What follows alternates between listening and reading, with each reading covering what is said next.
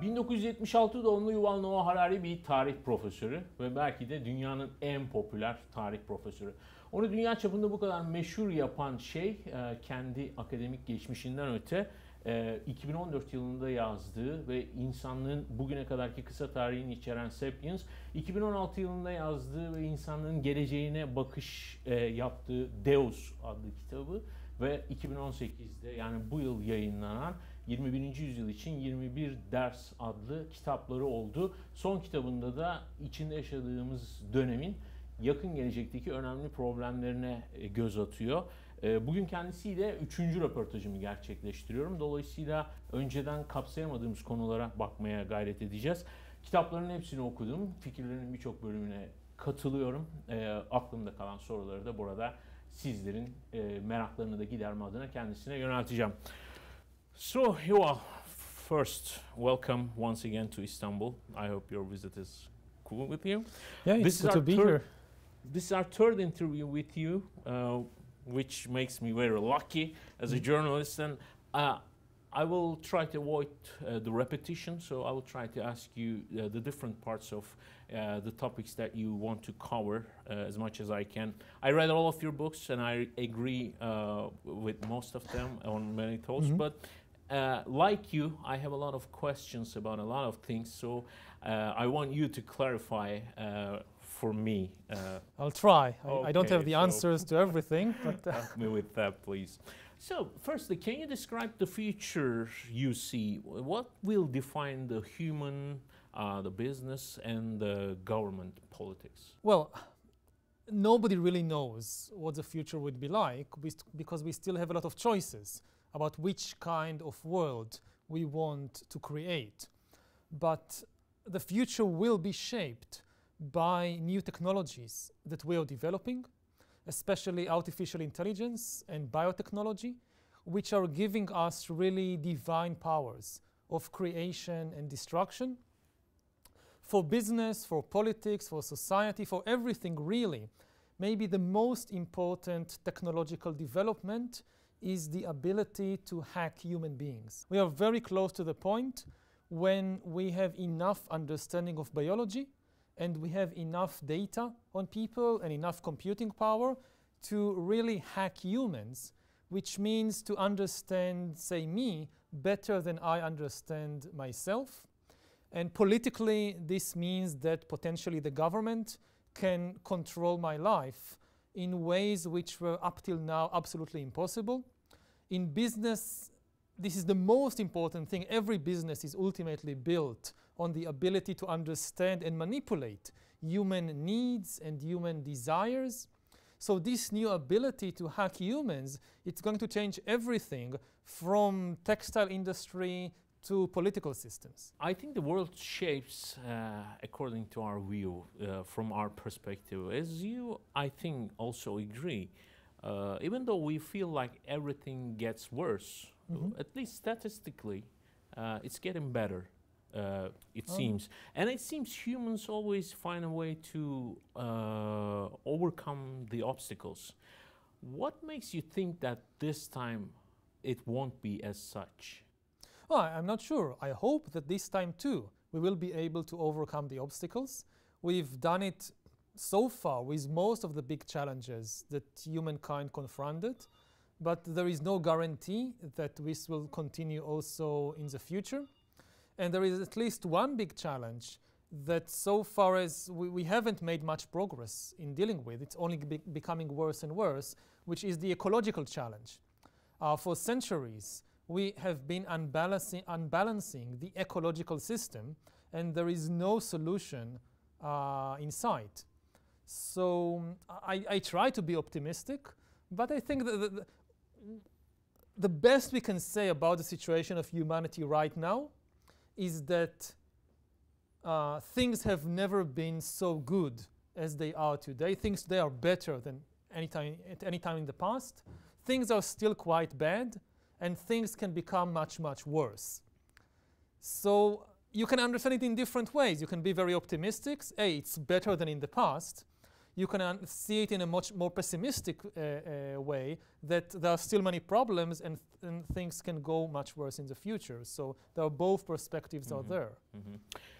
Just to give a brief perspective about the 21 lessons for the 21st century for our viewers who have not read the book yet. So they are, let me name it a few, disillusionment, work, liberty, equality, community, civilization, nationalism, religion, immigration, terrorism, war, humility, God, secularism, ignorance, justice, post-truth, science fiction, education, meaning, and meditation.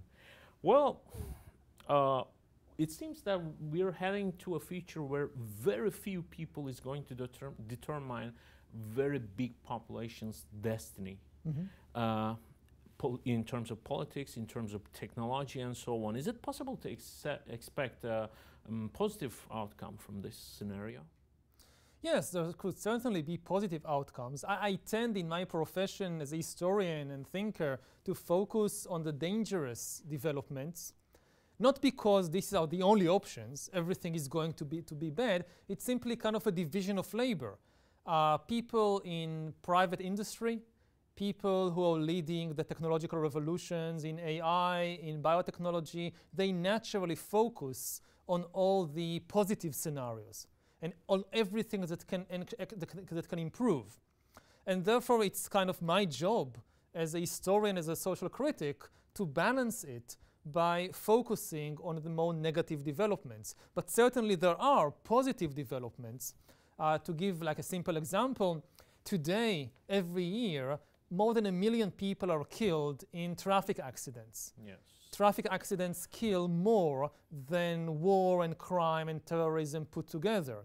Now, if you switch from human drivers to computer drivers, to self-driving vehicles, this is likely to reduce traffic accidents by at least 90%, because the vast majority of traffic accidents are caused by human error.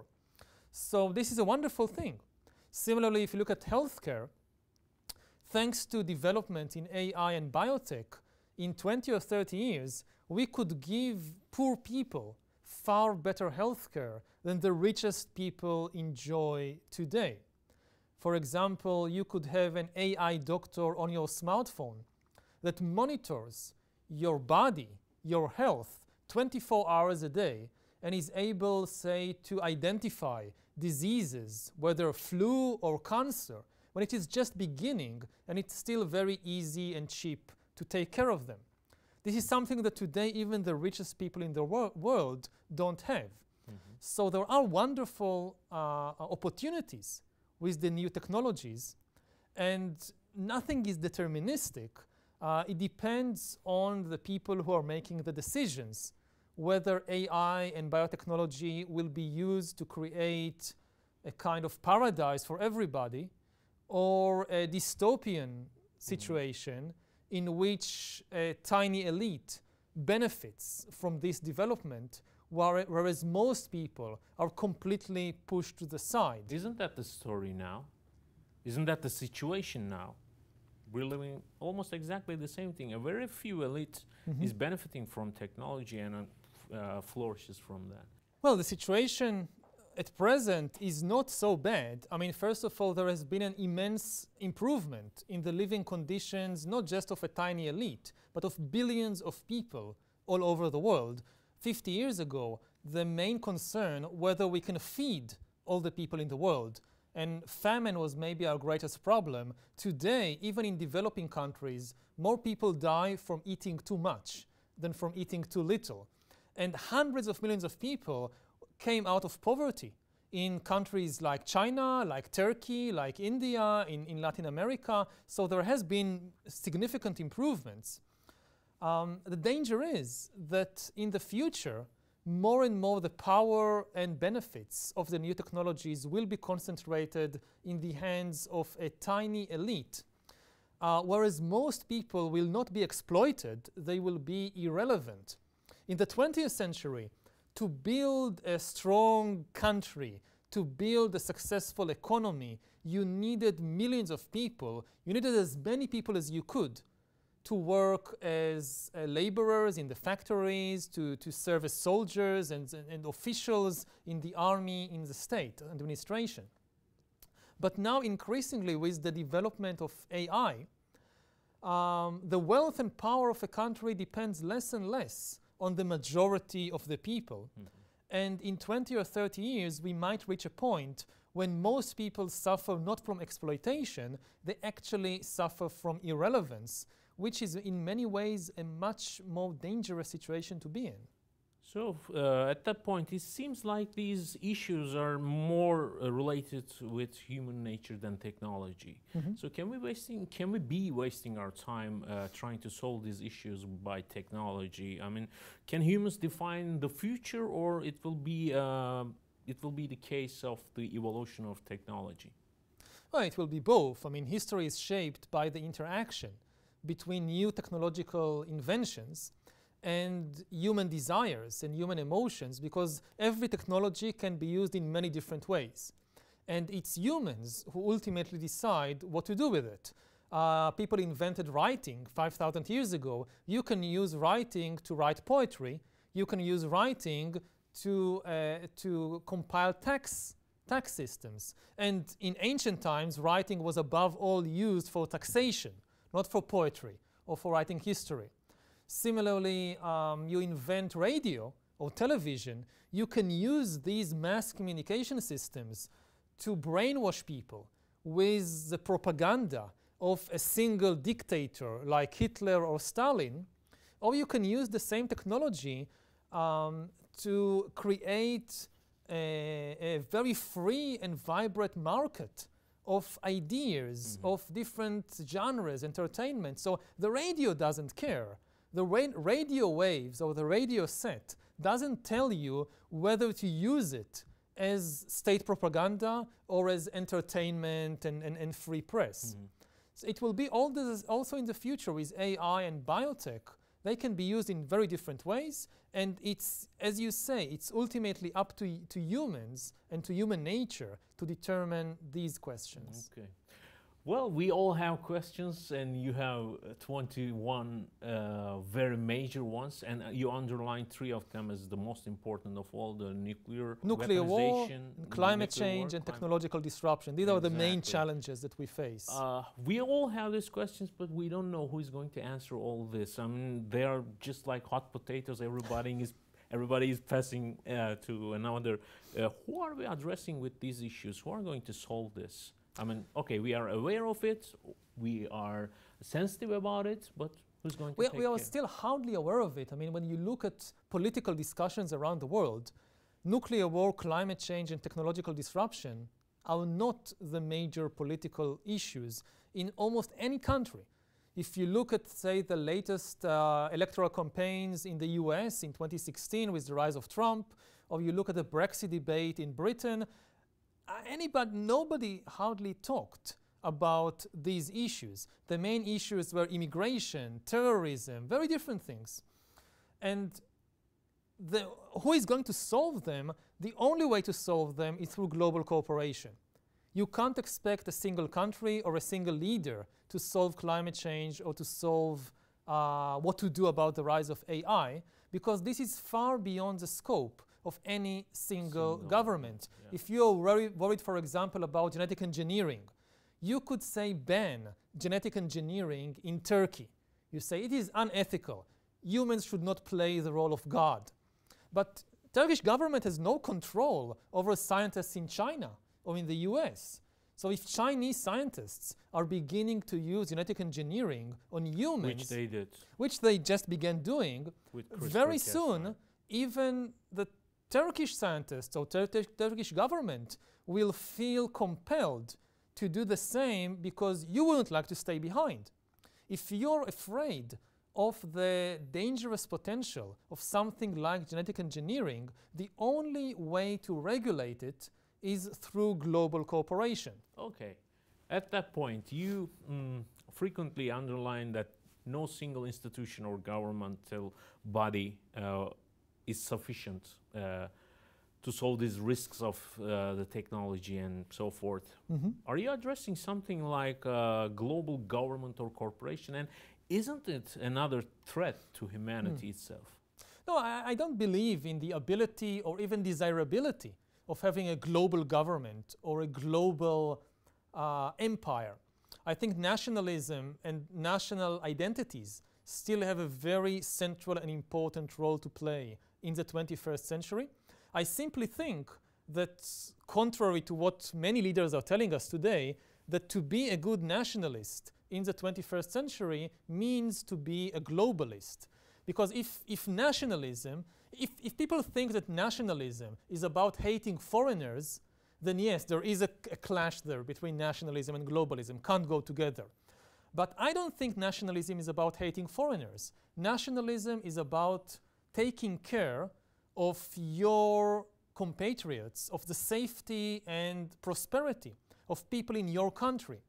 And in the 21st century, the only effective way of taking care of the safety and prosperity of people in one country is by cooperating with the other countries. That's the only way to do it. So I think that we still need the basic framework of nation states and nationalism and so forth, but just the politics of every nation should be far more focused on global issues. If you have an election, so the main thing that politicians, or one of the main things politicians should be talking about, is their plans to deal with climate change, their plans to deal with the dangerous potential of AI or biotechnology.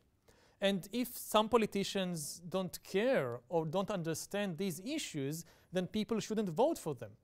So we still need national politics and national governments, but focused on these global issues. And it seems that as much as we become more aware of the situation, we will be more demanding from those bodies, right? Is that so? Hopefully, as people in different countries are more aware of the dangers of climate change, of the dangers of the AI revolution, they're going to ask they their should governments demand to do their something. governments to do something about it. Exactly. And hopefully this will lead politics in a more global direction. Okay. National Geographic is trying to explore and interpret the universe as much as it can with...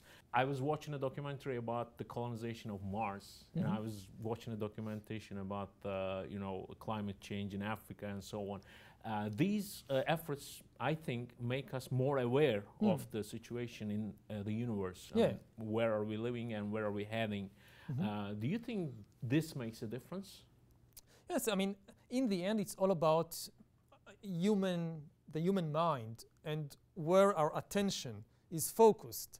If you open the television or read a newspaper and everything you read about is terrorism, oh, there is this terror organization and this terror attack, then naturally your attention focuses on that. And also in your political opinions, you constantly think, what is the solution to terrorism? But if instead of focusing on that, you watch, say, documentaries about climate change, you read an article about pollution, this will change your perspective. Terrorism today in the world kill about 20,000, 30,000 people every year all over the world, which is terrible, but air pollution kills millions every year. Or flu. So you should take things in perspective. And I think it's a very important mission of the media to focus on these critical global challenges. And documentaries about things like climate change or things like even planet Earth and its history is a key way of getting people to have more awareness and better understanding of these things. My last three questions have very short answers. We have now 21 lessons for the 21st century. How many will we have for the 22nd? Hopefully we'll get to the 22nd. I mean, that's the first challenge, getting there. If we get to the 22nd century, I try to be a realist. Okay. I think that we have overcome immense challenges before. We can do it again, but there is no guarantee. Okay. What will be the next book about? Oh, I don't know. I mean, Maybe it will be a children's book. We are thinking I'm thinking of writing something for children. And lastly, how do you feed yourself mentally? I'm actually just now on the way to India to do a 60 days meditation retreat. 60 days? 60 days. No, like a silent retreat, really? No computers, no smartphones, even no books or paper and pen. Enough. Yeah, I talk so much the rest of the year that for 2 months I can be completely disconnected, just observing the reality inside. And that's the best food and training for the mind that I know of. And lastly, for our viewers, what can they do personally for making the future that we would like to see come true? Personally. Personally, I think one key thing is to get to know yourself better, because actually get to know your mind better, because this is the tool with which you do everything else in the world. And secondly, you need to cooperate with other people. I mean, 50 people in an organization cooperating together are far more effective than 500 individuals each doing something alone. So if there is something you really care about, it could be climate change, it could be the future of artificial intelligence, it could be anything. If you really care about it, you need to join an organization and cooperate with other people, because you can't change the world just by yourself. Yuval, always nice to have chat with you.